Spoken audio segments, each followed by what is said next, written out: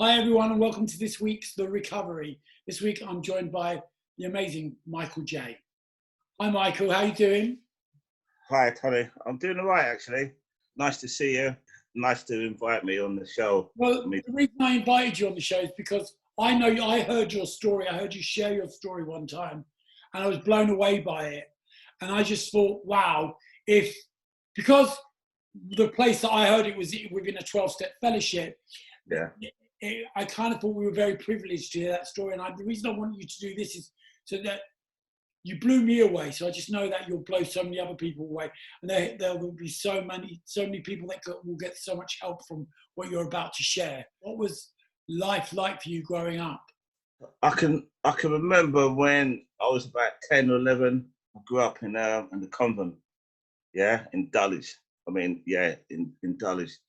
And I remember when I went back to my mum, I was a bedwetter. I'd run away all the time as a runner. And I used to wet the bed at night, and my mum used to get really angry. And I just always used to get into trouble with younger kids. And I think for me, my father left home at an early age. I don't remember him being around. He left my mum with about 4 or 5 kids. I thought my mum was very angry, and because it was really hard them days. She had no money, she wasn't working, and I feel like because I was the oldest boy, I probably got her anger a lot. But I kept on running away, sleeping out at old people's houses and that. Mm-hmm. And I just remember when I was 12, I got arrested. My first addiction really was stealing bikes. I remember my first bike was a chopper. Remember the chopper bike? Of course, I had a yellow one, which my mum and dad had bought it for my older brother. Yeah. And he like you had run away from home, so I inherited it really quickly. And then I remember him coming back and saying, "You've got my bike," and I was like, "No, it was given to me." Do you know what I mean? Yeah. Oh man, that was like my Bentley. You know what I mean? It was that. You'd arrived. Yeah, I arrived. It's kind of sad, really. And I also remember I used to nick clothes off the line. Like I feel embarrassed, like jeans and that, and Wellington boots. I used to go to school with that. But I realised when I was young, I couldn't read or write. Do you know what I mean? So I always felt less than. And I always wanted to come. I used to hang out with my other little friends. I always wanted to bring someone else's family. You get me? Yeah. So I could get 3 meals a day and stuff like that. I used to eat coal. I used to eat dirt. It's quite, sleep at old people's houses. But anyway, the story I started to get into trouble with older kids, right? English guys, I remember them, and I got done. I remember, and I felt quite embarrassed. I got arrested for 30 burglaries. I remember going to the juvenile court in Brixton Hill, and they sent the other kids to Stamford Hill, and I went to this children's home called the Hollies. And I remember, right, the big green prison vans, the big ones. Yeah. Back in the day. I remember sitting in the back of one of them with a screw and a social worker going to the children's home. That is sad, man. How old was you at that point? 12. 12. Yes. I should be tucked in bed, you know what I mean? And I'm off to the children's home. And I remember that the staff, when they read the report, they went, Jesus Christ, And even to this day, I don't know if I really did do 30. I feel like I've done it to get away from my mum again, Well, I don't think you were just trying to change the way you felt, right? You were just trying to change your circumstances. Because as kids, we all live in fantasy, or, my dad's a racing car driver, or, we would all like elaborate on my nan's got this massive house. And, we had nothing, but we would always pretend that we had something. And for me, I used to do exactly the same as you. I used to steal like clothes from other people's houses. Like, if they had something that I wanted, I would work out a way of trying to rob it. And we would steal from shops. And I remember the first time I got caught shoplifting, and we had to go to court because the man in the Indian shop around the corner from the house decided he wanted to prosecute us. And my mum went round there and smashed his windows in the shop. Nice, and we got caught red-handed, but my mum wouldn't have it. Do you get what I'm saying, Jar? Yeah. It's craziness, isn't it? Yeah, definitely. So, what happened after that? Where did it go? Well, what happened, it just said, look, you need to be under supervision. You got to have probation officer, because I was always sliding away, and And I went back to I remember going back to my mum's house about 6 months, and I kept on running again. And I didn't go to school, sleeping out. My probation officer then cornered me. She said, Mike, this is not working no more. You've got to go to a special needs boarding school. And she sent me to a special needs boarding school in Newbury. I remember it. There was about 5 of us in the kids in the class. You know, and I loved it. You know, I mean, I got attention. I got 3 meals a day. And, you know, I could still got into trouble there, the broken, you know, running away and stuff like that. But I was, you know, I listen to this. I remember when I was in class, my first fantasy, I used to lock myself away listening to the Jackson 5 for hours, Tony. I think it comforted me. I lived in a fantasy world. I always wanted to be in that group. I wanted to be somewhere else. You wanted to be the Jackson 6. Yeah, Jackson 6, yeah. But I had this knack of like sitting there and just listening to them. And it comforted me, you know, in a way, it kind of like comforted me to go through that pain of like, I miss my sisters. I get it totally, because, you know, that's what music has, that ability to wrap us. It's like wrapping us in warm cotton wool sometimes. Yeah, yeah. You know, I spent, I don't know, about 2 or 3 years at that boarding school, but I started getting into trouble down in town. I was nicking and stealing again, you know. I remember the police took me to the police station and showed me a cell. And they said, look, you know, this is where you can end up. But, you know, this is when my journey started. I remember my teacher sat me down in class, right? I'll never forget this. He said to me, Michael, if you don't listen, you're going to end up like the other black kids that I've met. You're going to end up in detention centres, ball stalls and prisons. And I looked at him and I thought, that sounds really exciting. You know, and that's where we all as addicts, you know, even at a young age, we had that thing called uncommon sense. Most people would be like, I don't want to be that person. That doesn't want to, I don't want to go there. But that, you know, the excitement, and I think we would see as going to board store, going to being institutionalized as excitement. It's kind of crazy, right? Yeah. That's our thinking. Yeah, that was my thinking, you know. And I remember when it was half term, I used to go back to Brixton. Because I grew up in Brixton on the front line with the gangs, you know, the rebels and all that. And you know, that was my gang, and I ended up becoming a pickpocketer. So it was like Oliver Twist. I used to work the bus stops, the undergrounds, and that's when my journey started as well. You know, I remember I got arrested. I was about 15. I ended up in Newton Causeway. I had a girlfriend. She was pregnant at the time. I ended up getting a 3-month detention centre in a white detention centre. And I remember going to the van, being in the van, and getting into the prison. And the screw said to me, I had a big kit. And they said to me, right, I want you to run down the corridor. I was running down the corridor, and they were trying to hit me with their keys and that. I run all the way down, and my cell was just around the corner, you know. And I remember going in that cell, and they said to me, you've got to scrub the floors. And I had to scrub the floors. And I remember my kit, like in the army, like a box. And I remember we used to do marching and all that, you know. And they used to come around in the morning looking for dust. And I spent 3 months in there, and I thought, I'm not going back there again. You know, I thought, this is it, I'm done. I came back and I tried to get a little job, and I couldn't. I remember being at Marble Arcs, and I got arrested for pickpocketing again. And I ended up in Knightsbridge Crown Court.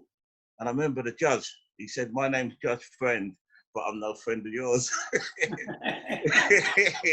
he sent me to Brixton, you know.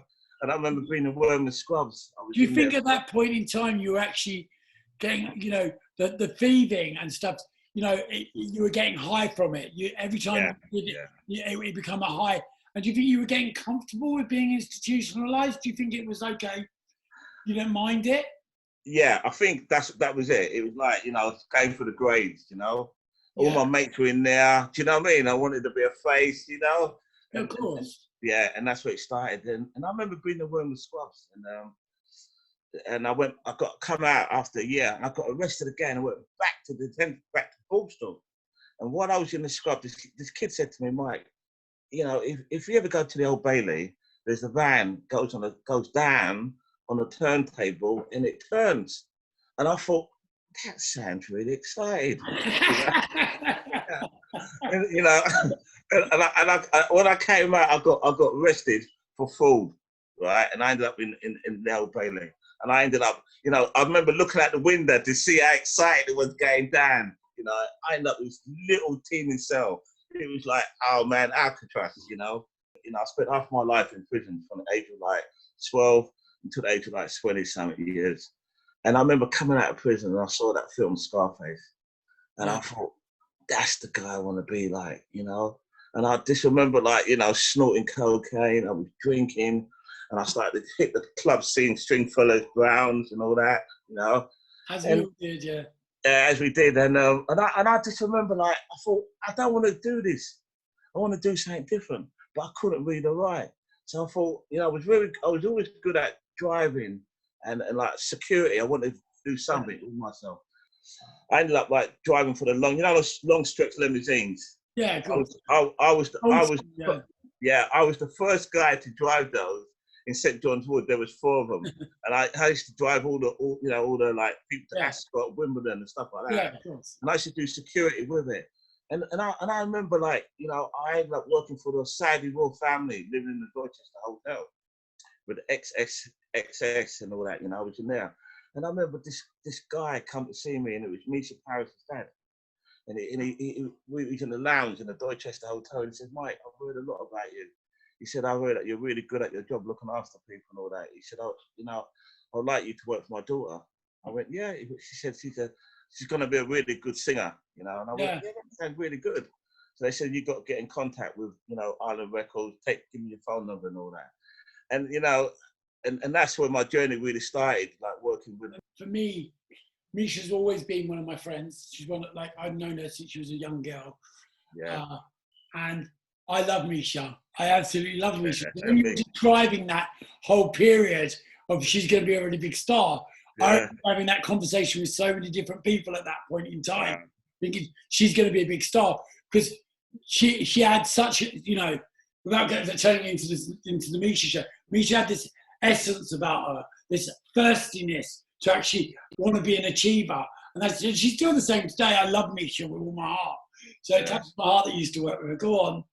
You know, cut a story short, she was the first artist that I worked with every day for 2 years. But by that, sorry, I'll cut a story short. The first artist that I didn't work for before that was Marvin Gaye. You know, and that's really mad. My friend was looking after him, and I started to hang out with him. We used to go to concerts, and I used to take his mother shopping and all that. And she told me that he had a serious drug problem on cocaine. And I think that was the first time I heard the message of how powerful smoking crack cocaine was. Because at that time, he was hooked on it. You know, and he was the first artist that I've ever really got close to, was Marvin Gaye first, you know. Then when I got employed properly, it was Misha, and I was with Misha every day for like 2 years, you know, and we had a great time. We used to go Browns, you know, all the record studios together. You know, I met Anita Baker through Misha, and then I ended up looking after Aswad. Then I started to look after Jazzy B. I was Jazzy B personal security as well for 2 years, you know. Tim Westwood, I used to look after Run DMC, and I just remember I used to be hooked on drugs. And I took him back to the airport once, and they were pissing themselves laughing because they could see that I was out of it. You know, I was on a 24-hour bend, you know what I mean? You know, and that's when it started to get really painful for me, you know what I mean? And I looked after Nigel Benn for 2 years with Misha. It's kind of mad to go from being a pickpocket on the street to building yourself up into this new career. Because as addicts, we morph into, you know, anything is possible. We're the biggest manipulators in the world, addicts. Yeah. And we can manipulate and get our own way. So, you know, because we're crafty and we're survivors, and it's about surviving. For you to go from prison cell to being with Marvin Gaye and all of these other amazing artists is incredible. Do you know what I'm saying to you? Yeah. I look back at today, it feels mad. You know, I looked after Shabba Ranks for 2 years. You know what I mean? Sil, I used to look after Sil, Notting Hill. You know, it just goes. Where did it go wrong? Right, where it went wrong is, you know, I was in the party scene, like the clubbing. So I started drinking a lot, then I was puffing, then I started snorting, you know what I mean? I had one girlfriend, and I had 2 girlfriends, 3 girlfriends. You know, I started to act out, you know what I mean? You know, I got hooked on drink, drugs, sex, you know, rock and roll, all that stuff, yeah?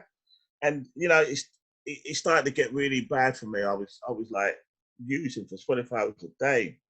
And, you know, I remember one day I let down Misha as well. You know, I just wanted to pick up her dad, and I was high as a kite, and I couldn't. That's when I started to slip. I started to see my disease started to get more stronger on me, you know. Then someone said to me, Mike, don't stick up your nose. Why don't you stick it on the pipe?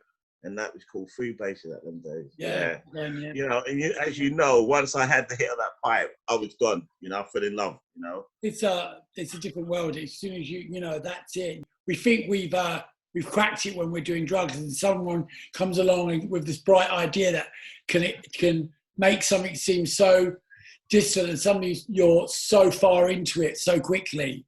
Yeah. I mean, with any of those drugs that we smoke, it's like an atomic bomb's gone off in our brains. Yeah. And it is quite sad, you know, because I had my own business, I had my own limousines, I was doing security for all the stars. You know, people would have taken their arm for kind of the work that I was getting. Of course. And I bought a flat in Hampstead, you know what I mean? I had quite a lot for a young guy, you know, and I was in demand, you know, and my crack addiction got really bad, you know what I mean? I was spending excess amount, £300 or £400 a day smoking. My company, I lost my company. Yeah. My girlfriend, my 2 kids, she got sick of me. I wouldn't come home. You know, I'll be on the job working. Yeah. I wasn't working. I was acting out, wherever. You know, and yeah. She kind of like walked out of me, and she came back to me, and I got her hooked on crack with me and my kids, and that's when it got really bad. You know, and then she said to me one day, "I'm gonna go and pick up the kids from school," and I remember she didn't come back. You know, in a way, she kind of saved my life. You know, I went looking for her, I couldn't find her, so I ended up I lost my flat in Hampstead. I lost my company.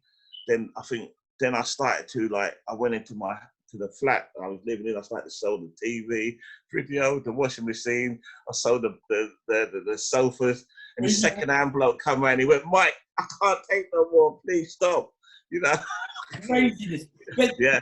That's the nature of the beast. It goes from having everything to having nothing. So just like that. So quickly, because we get so absorbed within our addiction that a TV doesn't matter. We don't need a TV. That's a way it means to get more. A washing machine. We're not going to wash our clothes. We don't need that. Yeah. What's the washing machine going to do? It's getting in the way. She goes, "Hey, you. What happened next, Mike?" Well, you know, I just remember the last thing I sold before I went into treatment. I sold my bed for £1.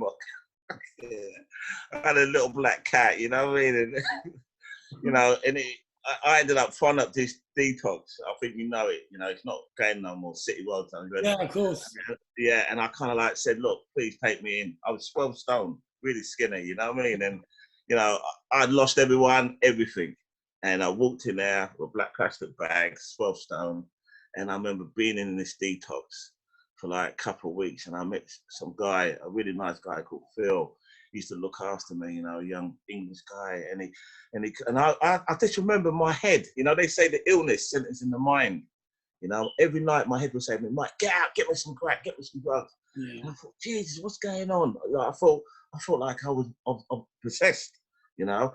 And I remember when I was in prison, and if I go and see the judge, I'd go on my knees. My favorite prayer would be "Please God, get me off this court case. I won't do it again."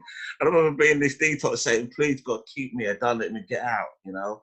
And I spent 3 weeks in this detox, and they said to me, "Right, you're going to go to another treatment centre." And I went to another treatment centre in Bristol, by the wood.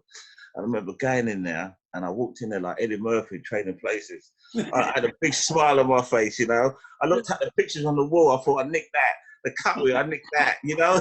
I saw the women in there. I'll have that one. I'll have that one. And, you know, and I just remember one of the counsellors, there was 5 of us, 25 in the room. And I remember this to this day. She said, "That's 25 from you lot. Swen is going to die, 5's going to make it." Yeah, I had the same thing. They said the same thing to me. Out of 12 of us, only one of you is going to survive. And it's like, what? And he said to me, "And it's not going to be you." My behaviour. Yeah. It was really weird because 8 years later, I went back to train them within the field about new drugs that had come around, about crystal meth. I went back and trained the same counsellor. And there was about 10, 15 people in the room, all counsellors and everyone from top of the 8, that were running the treatment centre. And I went in to train them. And before we started, I said, "Oh, can I just remind you all of what you actually said?" He went, "Oh, I never said anything." I was like, you told me I'll be the one that didn't make it. And I flicked my hair. And now I'm here training you, bitch. Yeah. They love to say that, because it really, in stats, it's quite true. Out of 30 people, only 2 or 3 of you will make it. Because the majority go back out and use, The turnaround within treatment centres isn't great. So when they said that to me, I looked at them and I thought, I'm fucked, I can't read or write, Yeah. And then I remember my mate Phil, he came to that same treatment centre, and people like Layla, Layla. Yeah, of course. I used to want to walk out and they'd all be blocking off the door. Mike, come on, come sit down and talk to me. I'll go, it's him, I don't like this person, I don't like that person, I've been playing with everyone. And they said to me, if you go out, you're not going to get your kids back, you're not going to make it. And then Phil, my mate, he went on for the weekend, he gave me his watch, my best mate. And then on the Monday, I got called in the office. I'll never forget this. They said to me, Mike, do you remember Phil? And I went, yeah. They went, he died. I went, what? They went, he died. Because Phil said to me, I'll be back on Monday, Mike. Don't worry. Look after my watch. And he had gone home with his girlfriend. He had injected heroin and cocaine. He was only about 28, 29. He injected it and he died. You know what, Tony? That's when I realised I was up against life and death. And they said to me with a key ring, if you don't like what recovery's got, if you go in the middle, you get saved. If you go on the edge, you'll fall off. And if you don't like what the recovery's got, it will fund you back with misery. And I thought all my life I've done it my way. And they took me to my first meeting in Bristol. I remember going in there, and I saw an English guy with a shirt and tie, and I thought, Dilly old Bill, you set me up.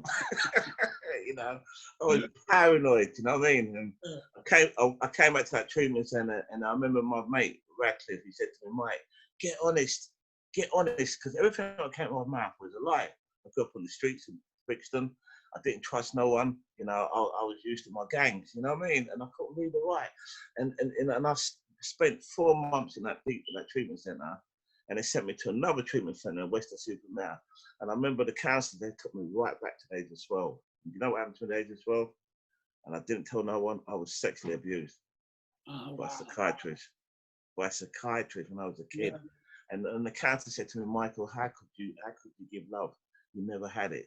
You didn't have it from your mum, your dad, you didn't have it. And I broke crying, and they said to me, Mike, get off of the floor. You need to go to college. You need to learn how to read and write.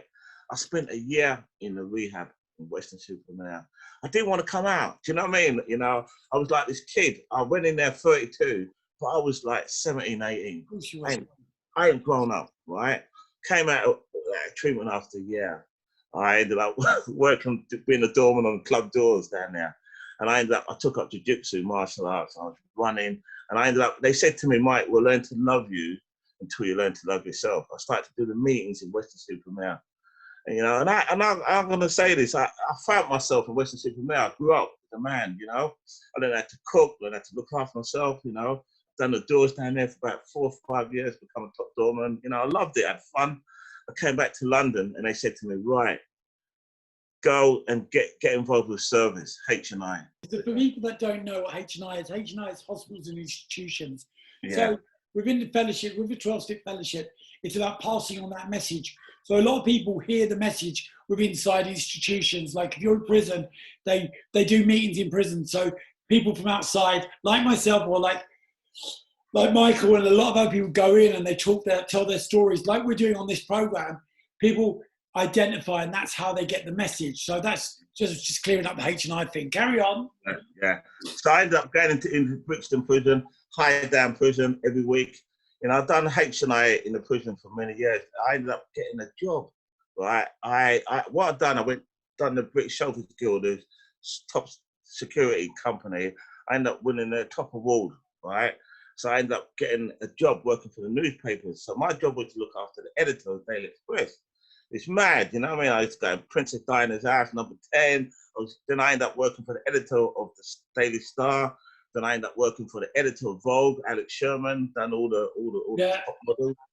And I just, my life just changed, you know what I mean? And I started to work the program, and I changed all my friends as well. I started to hang out with all my friends in the program, and then I started to read and write better because I was working the steps, I was working the program. Yeah, of course. Yeah, and I went to America, went to California, and I ended up going to a World Convention out there, and I ended up going to the prisons in there and doing a talk, you know. And I bought a house in Essex, you know what I mean? I ended up getting my life back, you know. And it was like, I remember my sponsor said to me, Mike, you died. The first Michael died. This is your second life, you know. And it had felt like that, you know what I mean? Yeah, of course. Yeah, it's Where I amazing. come from, yeah. So I ended up like, you know, getting involved with like recovery. I started to take the meetings in Essex. Then I got involved with me and Gary. We started Trafalgar Square thing, you know, the meeting there on the Friday. We started that, and I started to help. They said to me, "You can only keep what you got by giving it away." So I started to help newcomers. I started to take meetings. I just done a lot of service all through my recovery. You know what I mean? And you know, a couple of weeks ago I just celebrated 28 years. That's insane. Yeah, clean. You know, because, you know, look, my hair's still on, and then I mean, 28 years to go through what you went through, and then to come out with 28 years. You know, when we get clean, people go, "Oh, you get life beyond your wildest dreams." You know, life is really hard when we're sober and clean. Yeah. It's not a walk in the park. Life on life's terms can be really cruel and really harsh. Yeah. And, you know, it's about getting to a stage in your life where you know, however bad things get, you don't need to pick up a drink or a drug. That's right. Yeah. You know, because yeah. So then I started to like work for the diamond shops in Mayfair. As you know, I looked after the diamond shop in Mayfair. It's mad, you know what I mean? You know, 28 years ago, I would have nicked the diamonds and helped them.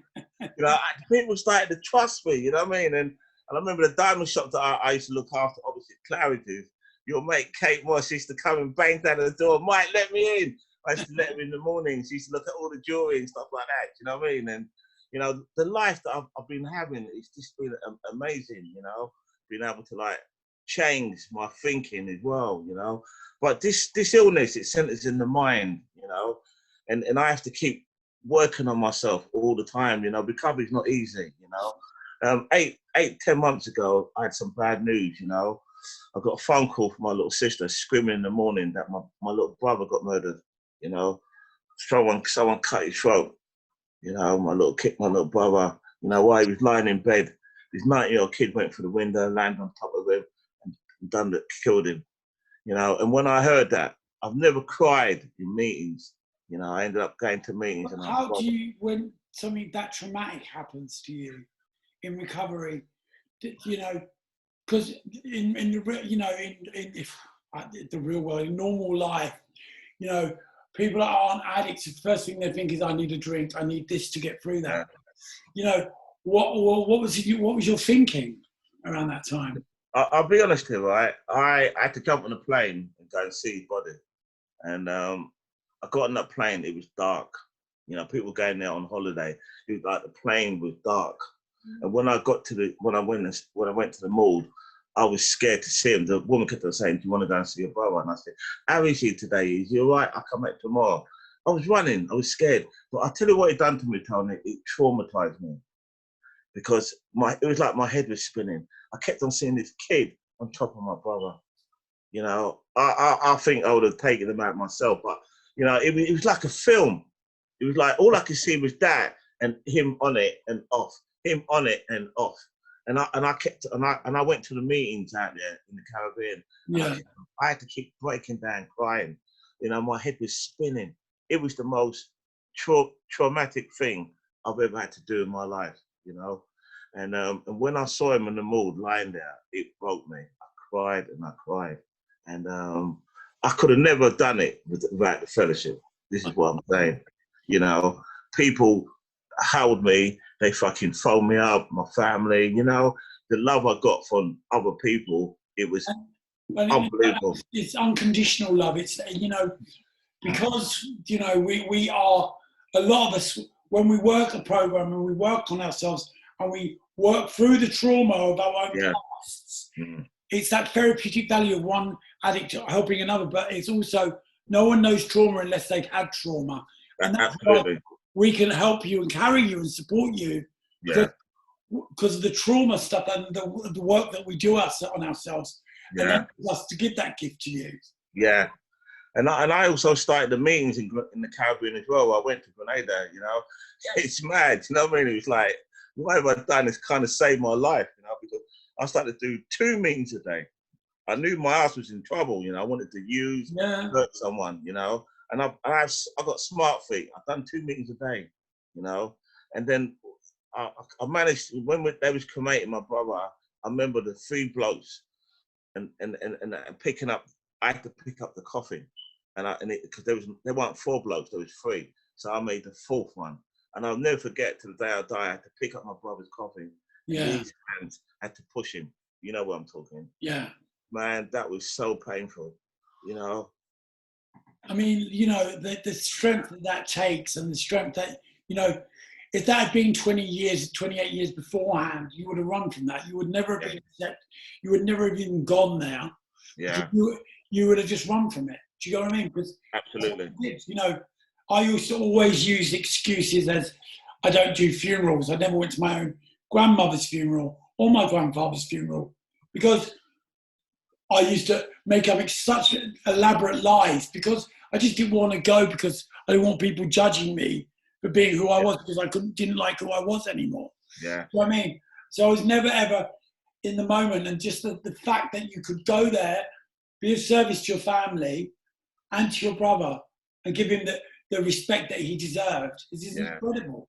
Yeah. It's really, really beautiful, Michael. And I just think that, what do you do for a living now? Well, when I got back then, my dad got ill. He got ill and he dropped down on the street and not on the hill. And he ended up in hospital. And he ended up dying a couple of weeks after. So I ended up carrying my brother's coffin and my dad's coffin. You know, it got worse. Then I ended up getting made redundant from my diamond shop, the one I was in for 6 years. And, you know, I'm going down. Then I had this interview. I was going to work in the prison, looking after all the female prison, you know, inmates, you know, to do like counselling work and all that. And I was looking for it. And they sent me a letter saying they can't assist me. And I think it's because, you know, I've got dyslexia, chronic dyslexia, right? And then I thought, I'm fucked. You know, I've lost my job. I've lost my brother. I've lost my dad. You know, it can't get worse than that, right? It can't get no worse, you know. And I just thought, what can I do? And I thought, I pray, which I do every morning. You know, I went to 2 meetings a day, and I thought, this don't work. You know, then, you know, the higher power or the meetings, people in the fellowship said, Mike, go and try it and see if you can get a job in a treatment centre. So off I went. You know, I was in a university for a year, and they took me out there because of my dyslexia. So they credit me up to level 4. Discredit me, got out of it. Yeah. So, you know, I'll give up. You know, so I went to this rehab in Southend, and they saw my paper, and they knew that I was 28 years clean, and they thought you could work here, Mike. And I did, and I worked in this rehab, looking after like new, you know, people, alcoholics and drink problems. And that's my passion. That is my passion. Doing what was given to you, you were going back. Yeah. That, you know. Then some girl said to me, Mike, why don't you come back to another university and see if we can get your diploma? And I thought, I'm not going back. I said, I you know, got dyslexia, they didn't support me. So she sent me to another university, 3 times harder. CBT, cumulative psychodramatic, right? Yeah. And I thought, I couldn't even do 1 essay. So this is what happened. I've gone to this new college now, and I had done my first essay, and I think I passed. I got 43 marks. Then I've done 1 on philosophy. You know, what I know about philosophy, you know what I mean? Pluto, Haverstock and all that, yeah? And I've done really well. I've got like 40, out of 100, I got 48. So I'm kind of carrying up a little bit. Good man. Yeah. Then I've got 6 essays to do, and I've got to do, you know, the lockdown happened in March. And I thought, Mike, what can I do? I've got 2 choices. I can go mad, or I can re-educate myself. Tony, I've got that pen out. You know, a pen? Yeah. Stick it in a bottle and smoke crack, you know that? Yeah. Pen today saves my black heart. I started to write. I do inventory every day anyway. So I started to write every day, 8 hours a day. And I'm educating myself. My head was going mad, exploding. And I went for a bike ride. You know, I've done 7 essays. And 6 weeks ago, I got told that I passed all 7 of them to go up to level 5 on my last. That's amazing. That's incredible. it's this mad, you know. It's that lovely magic word I love. Action brings about change. Thinking brings about change. 100%. You know, More than standing on end. I just think that at 28 years, you're still learning. And that's the beauty of recovery. The fact that whatever we go through, as long as we learn from it and we can see our part in it and we can see the change, that's where the magic happens. Yeah, yep. Listen, man, I love your story. Your story is incredible. And I just think that you are a testament to recovery in so many ways that I don't even think half of them you know. Trust me. Because, you know, the first time I heard your story, I was just like, wow, I was so blown away by it. For someone who's never been honest in his younger life, to have today is such, the clarity in your honesty is amazing, Michael. Yeah, it's incredible. It really is. To go through the recent trauma that you went through and not to pick up and not to think about picking up is just proves in itself that you seek a better life, because you know that life isn't for you anymore. Right. And that, you know, I just think that you have such an ability, and I just think that you know how to use it now. Amazing. Thank you. Thank you so much for joining us. You're welcome. Seriously, man. Big love, Michael, man. Thanks, buddy. Incredible. Yeah. So good, man. Thank you. Take care. Bye, man. Bye. Bye.